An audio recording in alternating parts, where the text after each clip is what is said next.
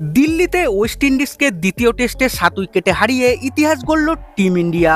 এই জয়ের ফলে কোনো একটি নির্দিষ্ট প্রতিপক্ষের বিরুদ্ধে টানা সবচেয়ে বেশি টেস্ট সিরিজ জয়ের বিশ্ব রেকর্ড স্পর্শ করল টিম ইন্ডিয়া। কি পুরো ঘটনা বিস্তারিত জানাবো বন্ধুরা। তার আগে আপনিও যদি টিম ইন্ডিয়ার একজন জাবরা ফ্যান হয়ে থাকেন তাহলে মন থেকে ভিডিওটিতে একটি লাইক অবশ্যই করবেন এবং চ্যানেলে নতুন এসে থাকলে চ্যানেলটিকে সাবস্ক্রাইব করবেন।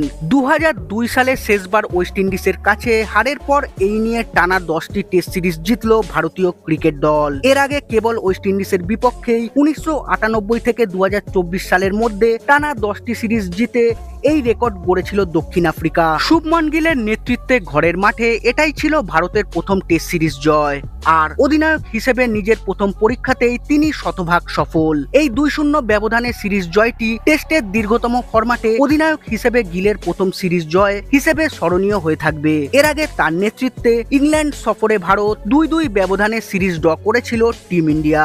দিল্লির ফিরোজা কোটলা স্টেডিয়ামে অনুষ্ঠিত দ্বিতীয় টেস্টটি পঞ্চম দিনে গড়ালেও ভারতের জয় পেতে খুব বেশি বেগ পেতে হয়নি। জয়ের জন্য প্রয়োজনীয় 121 রানের লক্ষ্যে খেলতে নেমে দিনের প্রথম সেশনেই জয় তুলে নেয় টিম ইন্ডিয়া। শেষ দিনে মাত্র 58 রান দরকার ছিল ইন্ডিয়ার, যেটা কেএল রাহুলের 108 বলে 58 রানে অপরাজিত এবং ধ্রুব জুরেলের 6 রানের সাহায্যেই খুব সহজেই ম্যাচটি জিতে নেয় টিম ইন্ডিয়া।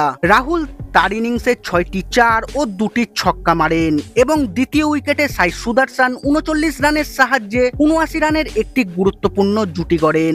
দীর্ঘ এক যুগেরও বেশি সময় পর 2011 সালের পর এই প্রথম ভারত বনাম ওয়েস্ট ইন্ডিজ টেস্ট সিরিজের কোনো ম্যাচ পঞ্চম দিনে গড়ালো। যদিও ভারত সহজেই ম্যাচটি জিতে নিয়েছে, তবে ক্যারিবিয়ানদের লড়াই ক্রিকেট মহলে প্রশংসা কুড়িয়েছে, বিশেষ করে জন ক্যাম্বেলের 115 রান এবং সাই হোপের 103 রান এবং শেষ উইকেটে দৃঢ় প্রতিরোধে ম্যাচটি দীর্ঘায়িত হয়। এই সিরিজে ভারতীয় বোলারদের আধিপত্য ছিল স্পষ্ট।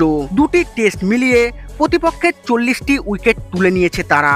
অন্যদিকে ভারতীয় ব্যাটারেরাও ছিলেন দুর্দান্ত ফর্মে। দুটি ম্যাচ মিলিয়ে ভারতের শীর্ষ 6 ব্যাটারের মধ্যে 5টি সেঞ্চুরি এসেছে।